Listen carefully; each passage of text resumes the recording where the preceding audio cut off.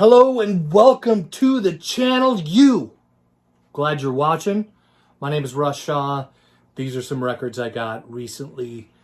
Some used, classic rock stuff. Gonna start it out with what? So we went to the first record stores, a couple record stores here. Stopped by. The first one was Silver Platters. Rolled by there with my daughter. Actually, we went to help a friend of hers out with smoke alarm, which I wasn't able to fix, by the way. It's like, you got bad smoke alarms, man. I do this for a living. Never seen that before. Anyway, found this. I've been looking for this record forever, digging through the used bins, and I've never seen a clean copy of Joan Jett's I Love Rock and Roll. This was a great find. I mean, it's in great shape. At least, the jacket's in better shape than the wax. It's got a few, clicks and pops. But it was like $6. That was a good deal at Silver Platters. So, one record, good deal at Silver Platters. The second record I found used. This is another one that I've been looking for forever. Just, I've bid on it a couple times on eBay even and lost, In the last second, there's that jack wagon that just runs in and puts a quarter in right at the end. And I'm, I'm busy doing things. I can't, Anyway, so I've lost this record a bunch of times on eBay, but I found it at Silver Platters.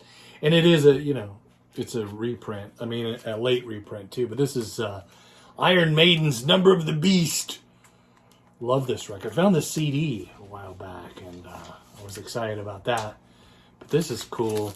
Now, this was used, all right? And it came in this. It didn't have the shrink on it. It came in this, but it is 180 gram, right? Like this is not like a 80s or 90s repress. You know what I'm saying? I can't even get it out of this thing, but it's in great condition. I actually put this static sleeve thing on it because there's Eddie. Because we have a problem with static in this house. We do. We've got an electric heater right over there. It's just a static nightmare. So I'm trying to do the best I can to cut back on the static.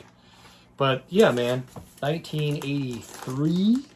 This record was $30. I mean, used. Right, that's kind of pricey, man. One record, $5-6, right? Pretty good deal. This one, $30. It's hard to find though. Even the 180 gram. I mean, it's just about brand new. We've listened to it. Sounds terrific. Sounds fantastic. Sounds like it just came out of the shrink. So I ain't complaining too much. But $30. This is the height of the satanic panic. I tell you what. Your parents were. Especially if you were a Christian kid. I thought for sure I was probably going to hell if I didn't destroy this record before. Anyway, but yeah, this is, I was excited. I love this album. I mean, that riff from... Just a great tune. Here's another one, the Rolling Stones. I got a few more Stones record, as I am a Stones collector. There's another one where I couldn't find a really good copy, clean, all of them were pretty beat up. This one was in pretty good condition. This is Goat Head Soup, and yeah, it's the it's the later cover. You can find the one with the goat head on it. There's a re-release, but Sound of Vinyl, I believe it is. I'll put a graphic there. It's pretty cool. It comes in like silver vinyl, and there's like extra. It's a double LP with extra bonusy stuff. It's like $40 though. So this was $10. I was excited to find it. There's Mick. I mean, that's creepy too, right? Like he's got like, I don't know, some weird see-through silk thing on him. And then here's the other guys. So it's like, okay, won't let us put a goat head on the, I guess there was a poster inside though that had the goat head in the soup, Which, if you're going to make goat head soup, you probably want to take the hair off it. I mean, you get hair in your goat head soup, and no one wants to spit out little pieces of goat hair when you're eating goat head soup. There's another one. This one was pretty cheap. This was like, I don't know, $5, but it's a comp, and it's in great condition. Like I played this on the good turntable.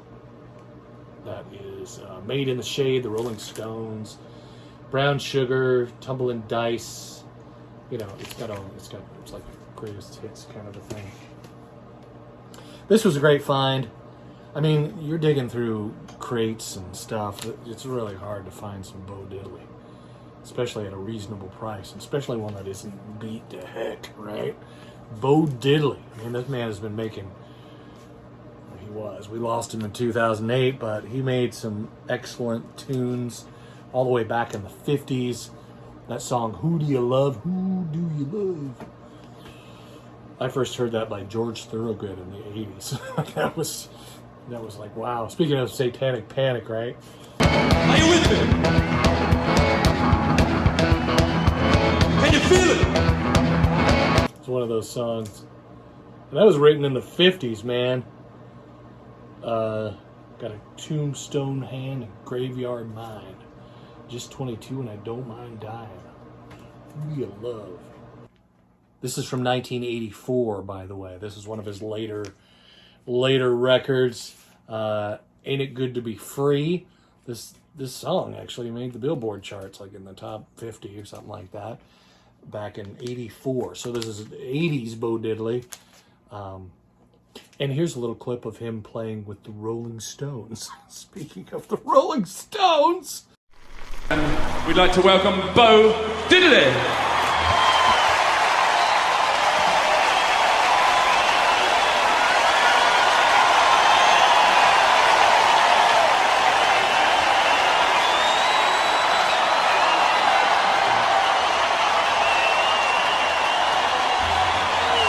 And we're gonna tune, which is a bit appropriate because it's called Who Do You Love?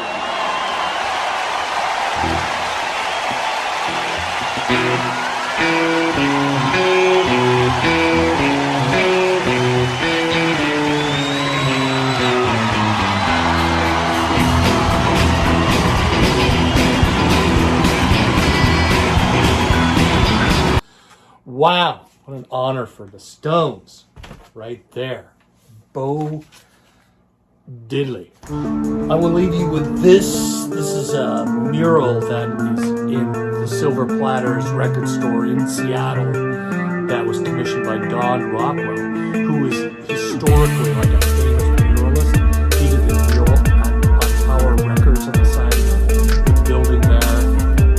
I did a video where I changed the headlight in a Chevy Sonic right in front of that mural because I thought it was really cool. It no longer exists today. There's condos there. They poured all down in condos. So this was flagged for copyright. I put it in a long song. It's like a minute long. I was trying to do it short, but apparently a minute is too long for a short. So, and it's been flagged for copyright.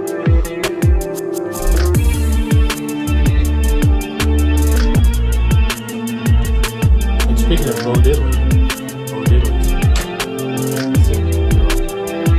that was on